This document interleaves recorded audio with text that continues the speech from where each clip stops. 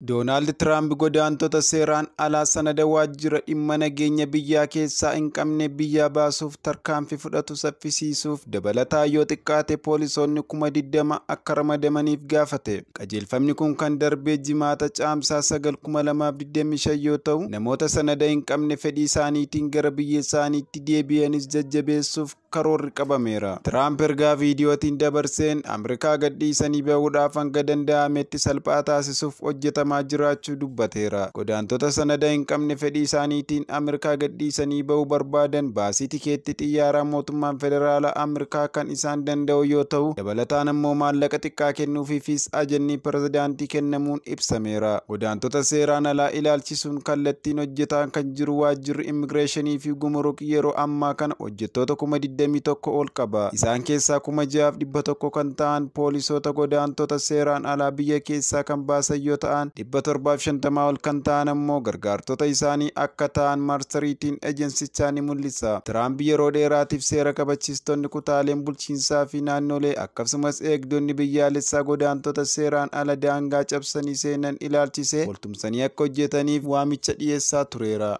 Jajni ammaa kun yaalii waajjirri dhimma nageenyaa biyya keessaa taasisaa jiru seera kabachiistonni kutaalee bulchiinsaa fi naannolee miseensonni poolisii duraanii federaalaa akkasumas ogeessonni ejeensii federaalaa biroof bakka bu'umsaa fi kontiraataa kan kennudha. Doonaald Tiraamp lakkoofsa hojjettoota akka dabaluuf waamicha kan dhiyeesse yeroo bulchiinsi isaa godaantota seeraan alaa US keessa akka ba'aniif karaa garaagaraa fayyadamaa jiruttidha. Tiraamp godaantota seeraan alaa Ameerikaa gadhiisanii bahuudhaaf gabaasa akka godhaniif gaafateera. Torban kana keessa barreessaan olaanaa waajjira nageenya biyya keessaa Chris Naum Ameerikaan godaantota seeraan alaa fedhii isaaniitiin biyyatti gadhiisanii bahaniif $1,000 kennuuf akkasumas baasii tikeettii xiyyaaraa isaanii akka dandeessisu waadaa galaniiru. Doonaald Tiraamp erga amajjii darbe gara aangootti deebi'anii as seera falmisiisaa yeroo waraana hojiirra oolu dabalate tooftaan garaagaraa fayyadamuudhaan godaantota seeraan alaa hidhuu fi biyyaa baasuu jalqabeera. Haa ta'u malee tarkaanfii inni fudhatu tokko gaaffii seeraa isaan irratti kaaseera. Jalqaba ji'a kanarraa abbaan seeraa Taaksas Tiraampiin muudaman Fernando Rodriguez tooftaa bulchiinsichi godaantota seeraan alaa biyyaa baasuuf fayyadamaa jiru seeraan ala jedheera. Abbaan seeraa federaalaa Niiwuorkitti argamus akkuma kan ejjennoo wal fakkaataa agarsiisaniiru. Tiraamp garuu fedhii ofii isaaniitiin biyya sana keessaa godaantota of baasan ilaalchisee yeroo dubbatu